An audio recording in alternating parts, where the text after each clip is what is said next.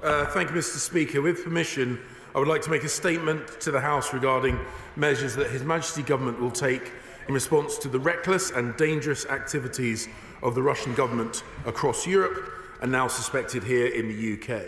As reported on Friday, the 26th of April, 5 individuals have been charged in connection with an investigation into alleged offences under the National Security Act as part of a counter-terrorism policing investigation. The offences relate to what was widely reported by the media as a suspected arson attack on a Ukraine-linked business in the UK. The Crown Prosecution Service has confirmed that the charges relate to alleged hostile activity in the UK in order to benefit a foreign state, namely Russia. There is a much broader pattern of Russian malign activity across Europe.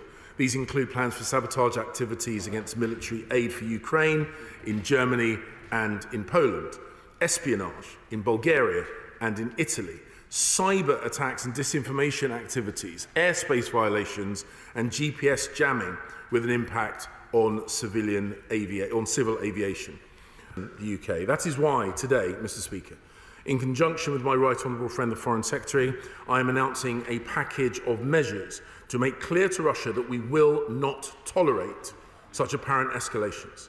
So I can tell the House that we will expel the Russian defence attache, who is an undeclared military intelligence officer. We will remove diplomatic premises status from several Russian-owned properties in the UK, including Seacox Heath, a Russian-owned property in Sussex, and the trade and defence section in Highgate, which we believe have been used for intelligence purposes. And we are imposing new restrictions on Russian diplomatic visas, including capping the length of time Russian diplomats can spend in the UK. The measures we and our international partners have taken in recent years have already made the UK an extremely challenging operating environment for Russian intelligence services. These further measures that I have described will only serve to strengthen our resilience to the Russian threat. Our NATO allies share our view of Russia's alleged behaviour, as seen in the North Atlantic Council statement of last week. In the coming days, we should expect accusations of Russophobia, conspiracy theories and hysteria from the Russian government. This is not new, and the British people and the British government will not fall for it and will not be taken for fools by Putin's bots, trolls and lackeys. Russia's explanation was totally inadequate. Our response will be resolute and firm. Our message to Russia is clear. Stop this illegal war, withdraw your troops from Ukraine, cease this malign activity. And Mr. Speaker, I commend this statement to the House. The Home Secretary has been clear in linking these charges to Russia, and we echo the Home Secretary's strong condemnation of Russian interference and hostile activity here in the UK and throughout Europe. Repeatedly, we have seen a brazen disregard by Russia for the rule of law, for the UK, for our allies, for our domestic security.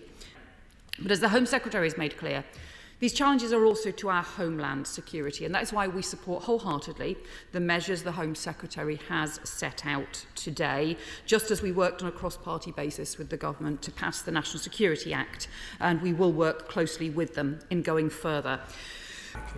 Our key ally, the United States, has introduced legislation, and it was put forward by Congressman French Hill, my counterpart in the British American Parliamentary Group, on the seizing Russian assets and using those assets to rebuild Ukraine, reconstruction of Ukraine. Can the Home Secretary clarify if the United Kingdom will support those measures that the United States has, because it's absolutely crucial we do everything we can to cut off Putin's finances and make sure that he pays for the reconstruction of Ukraine? We do not want to inadvertently find ourselves at the receiving end of criticism from a regime such as Putin's, that we are stepping outside the bounds of international law. But we have absolutely made it clear we will be incredibly imaginative. We will work hard to ensure that the regime and the people that have funded the brutal attack on Ukraine are also those that fund the rebuilding of Ukraine. And we work with our international partners to make sure that's a reality.